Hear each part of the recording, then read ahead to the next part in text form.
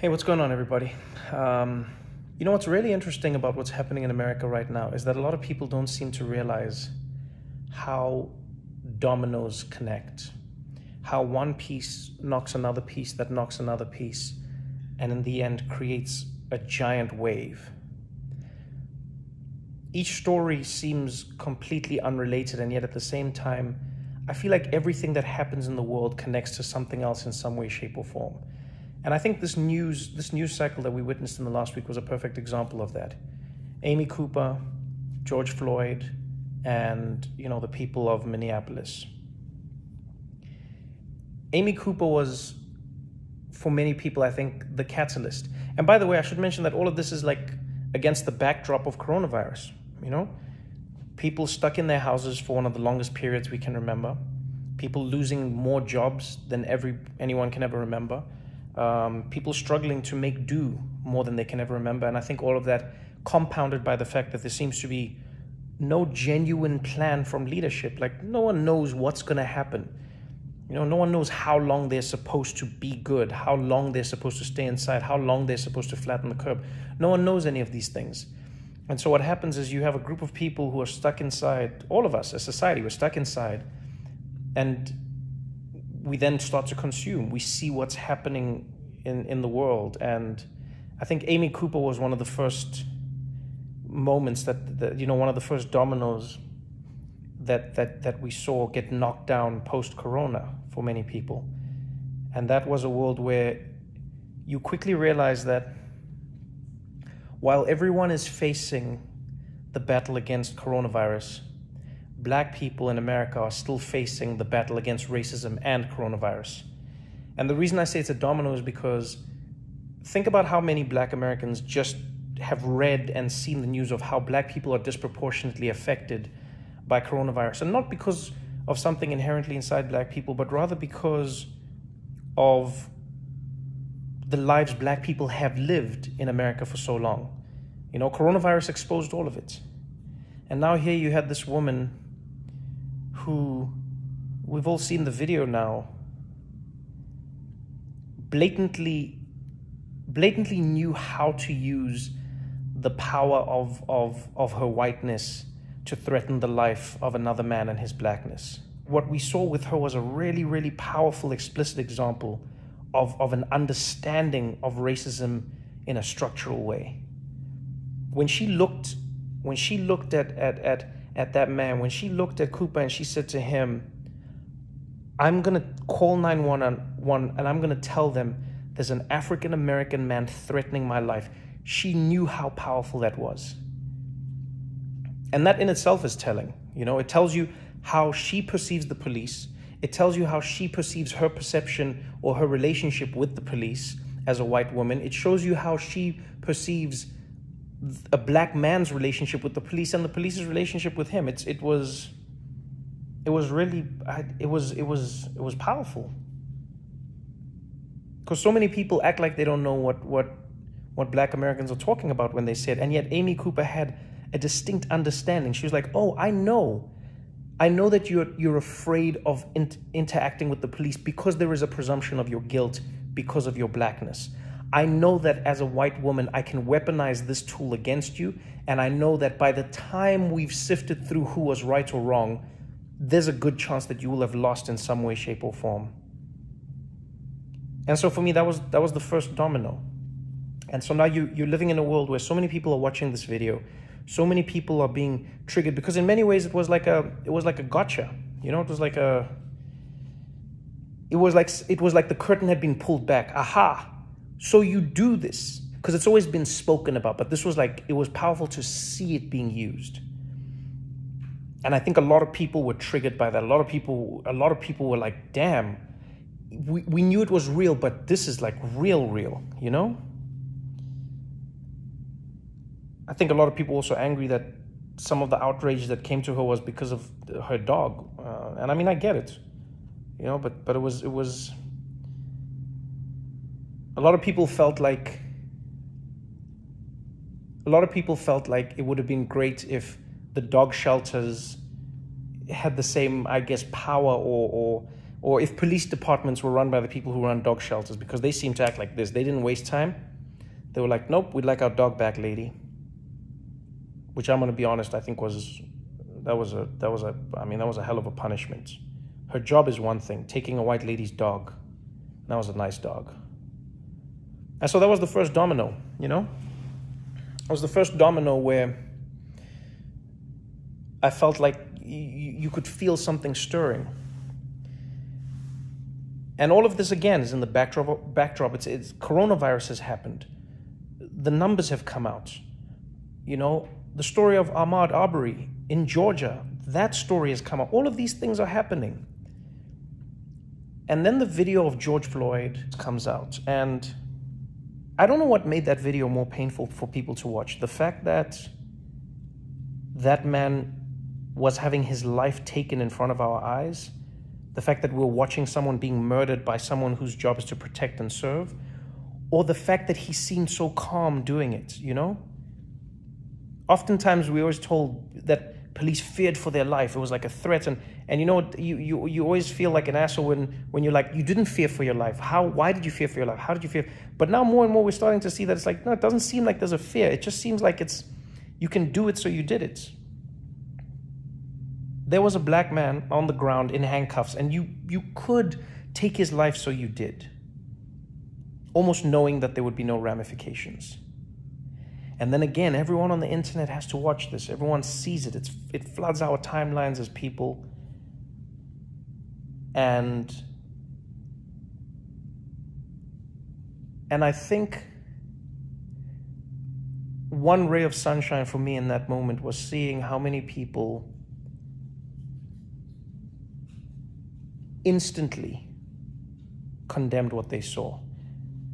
You know, and maybe it's because I'm an optimistic person, but I don't think I've ever seen anything like that, especially not in America. I haven't seen a police video come out and just see across the board. I mean, even Fox News commentators and police chiefs from around the country immediately condemning what they saw. No questions, not what was he doing, not just going, no, what happened here was wrong. It was wrong. This person got murdered on camera.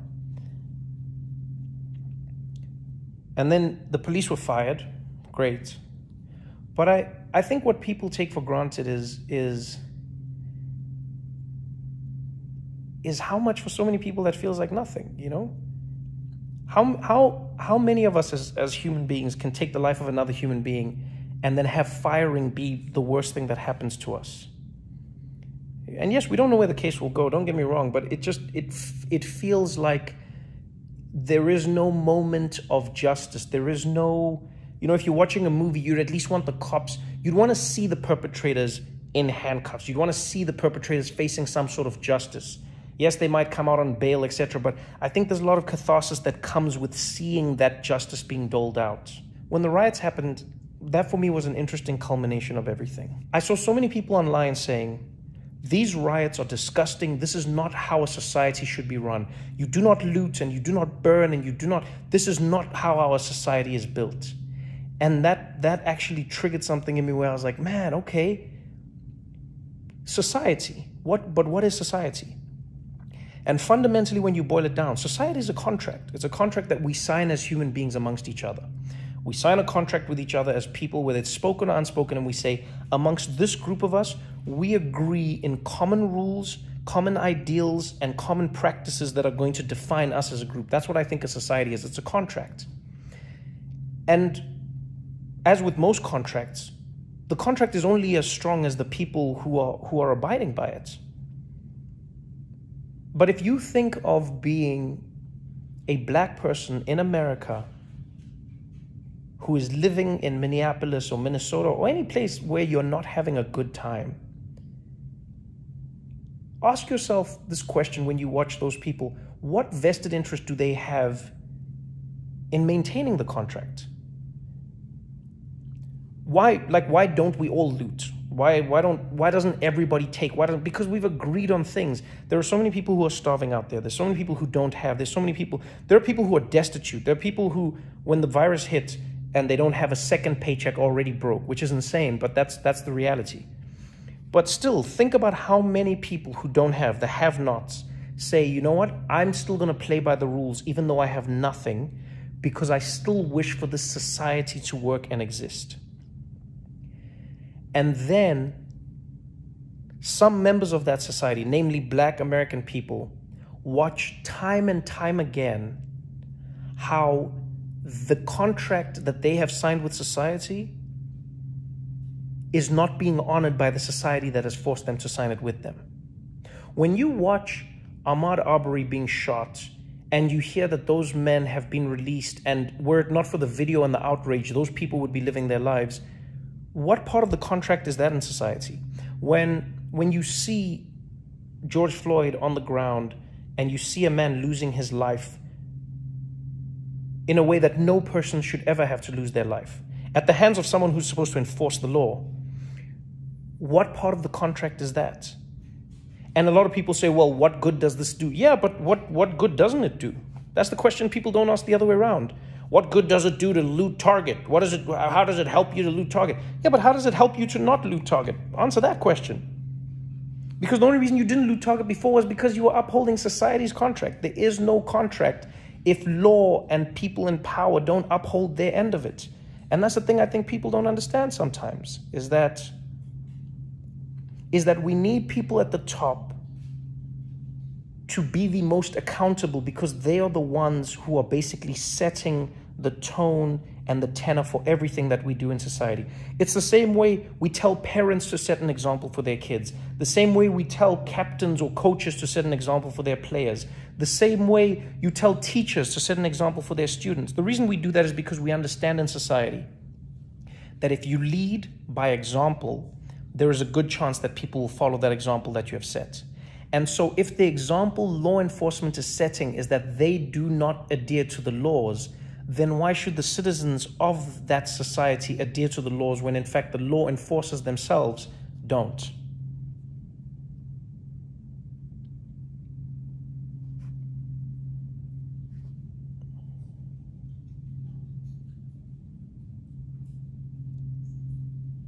There's a really fantastic chapter in Malcolm Gladwell's book, David and Goliath, where he talks about the principles. What is it? He talks about the principles of legitimacy. And he says, in order for us to argue that any society or any legal body or any power is legitimate, we have to agree on core principles. And those 3 principles, if I remember correctly, is number 1, we have to agree on what the principles are. Number 2, we have to believe that the people who are enforcing the principles are going to enforce them fairly. And number 3, we have to agree that everyone in that society is going to be treated fairly according to those principles. It is safe to say in this 1 week alone, and maybe even from the beginning of coronavirus really blowing out in America, Black Americans have seen their principles completely delegitimized. Because if you're a Black person in America right now and you're watching this, if you're a Black American person specifically and you're watching this, what principles are you seeing? I think sometimes the thing we need to remember, and it's something I haven't remembered my whole life. You start to learn these things, you know, when you travel the world, when you read, when you learn about society, I think is that like when you are a have and when you are a have-not, you see the world in very different ways. And a lot of the time people say to the have-nots, this is not the right way to handle things. When Colin Kaepernick kneels, they say this is not the right way to protest.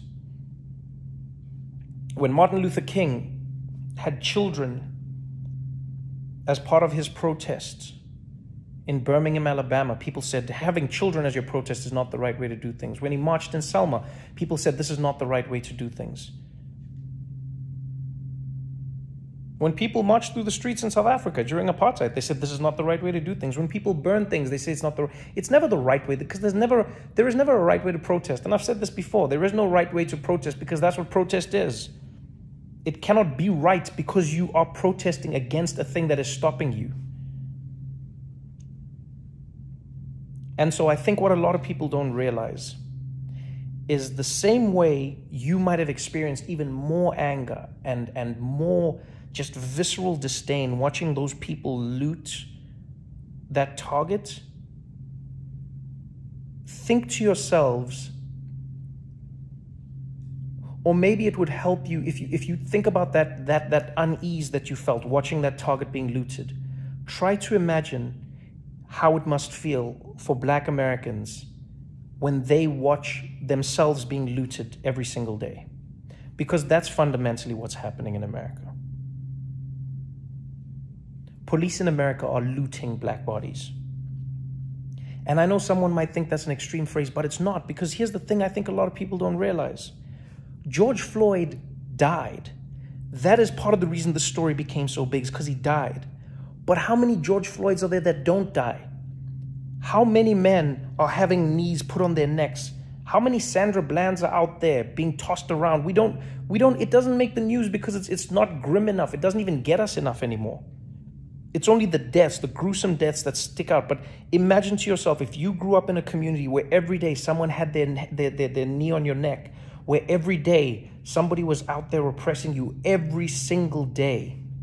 You tell me what that does to you as a society, as a community, as a group of people. And when you know that this is happening because of the color of your skin, not because the people are saying it's happening because of the color of your skin, but rather because it is only happening to you and you're the only people who have that skin color.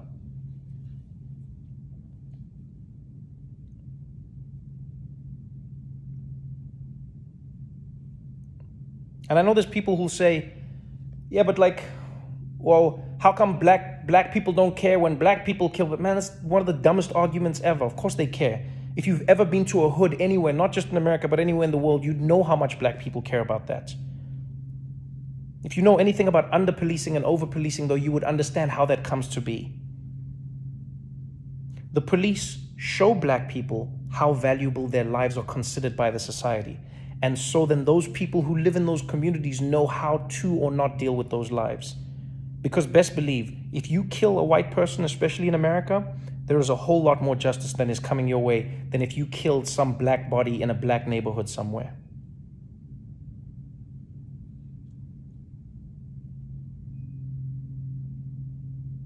And so to anyone who watched that video, don't ask yourself if it's right or wrong to loot, or don't ask yourself, wow, what does looting help? No. Ask yourself that question. Ask yourself why it got you that much more watching these people loot, because they were destroying the contract that you thought they had signed with your society. And now think to yourself, imagine if you were them watching that contract being ripped up every single day. Ask yourself how you'd feel.